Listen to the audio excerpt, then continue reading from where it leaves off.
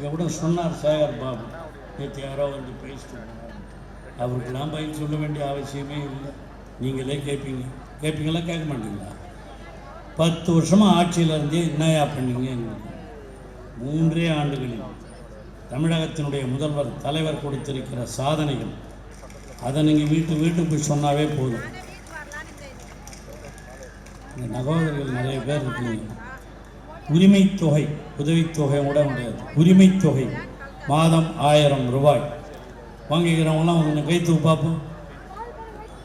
இது கொஞ்சம் சிட்டிங்கிறதுனால கொஞ்சம் கம்மியாக தான் இருக்கும். எங்கள் கிராமத்தெல்லாம் போனால் 100க்கு 100 எல்லாம் வாங்குது. ஏன்னா இங்கே எல்லாம் அரசு ஊழியர்கள் நிறைய இருக்கீங்க. வந்திருக்கவங்கள பாதி பேர் அரசு ஊழியர்கள், தனியார் நிறுவனங்களிலே பணியாற்றுபவர்கள் எல்லாம் அதே மாதிரி தகுதி உள்ளவர்களுக்குத்தான்.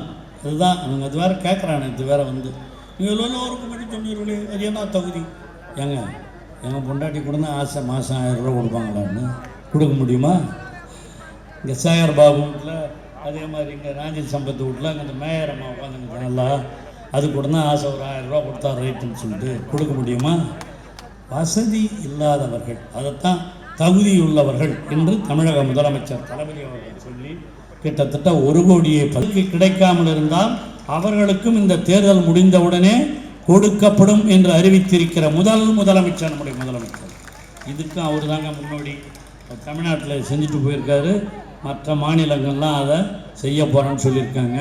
அதை பார்த்துட்டு தான் நம்முடைய இந்தியா கூட்டணியினுடைய முன்னோடியாக இருக்கிற ஏழை பெண்களுக்கு ஆண்டுக்கு 1 லட்சம் ரூபாய், மாதத்துக்கு 8400 ரூபா கிட்டத்தட்ட கொடுப்போம் என்று அறிவித்திருக்கிறார் என்று சொன்னால் அதற்கு முன்னோடியாக திகழ்ந்தவர் யார்?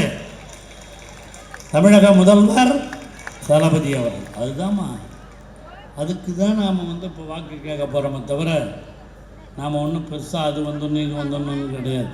நாடு நான் சொல்லுங்க, சாப்பாடு போடுவீங்கல்ல, போடும்போதே சொல்லுங்க, சாப்பாடு போடும்போது ஒழுங்கா சூரியனுக்கு ஓட்டு போடியா, போடலன்னா அவங்கெல்லாம் போடுவாங்க, தயாராக தான் இருக்காங்க.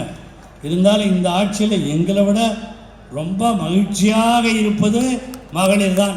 முதலமைச்சர் செய்திருக்கிற சாதனைகள்லாம் கொஞ்சம் நஞ்சமல்ல. நான் சொன்ன உரிமை பெண் திட்டம் அது மட்டுமா? இலவச பேருந்து, அது கூட நான் என்னமோ சொல்லிவிட்டேன்னு சொல்லி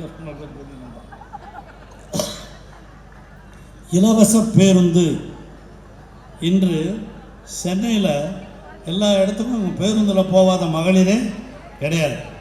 அவர்களுக்கெல்லாம் இலவச பேருந்தை இந்தியாவில் மட்டுமல்ல உலகத்திலேயே வழங்கி இருக்கிற ஒரு முதலமைச்சர் நம்முடைய தலைவர் முதலமைச்சர் தான். அதில் ஓட்டு போட்டவங்க ஓட்டு போடாதவங்க, இந்த ஜாதி அந்த ஜாதி எதுவும் கிடையாது, அனைத்து மகளிருக்கும்.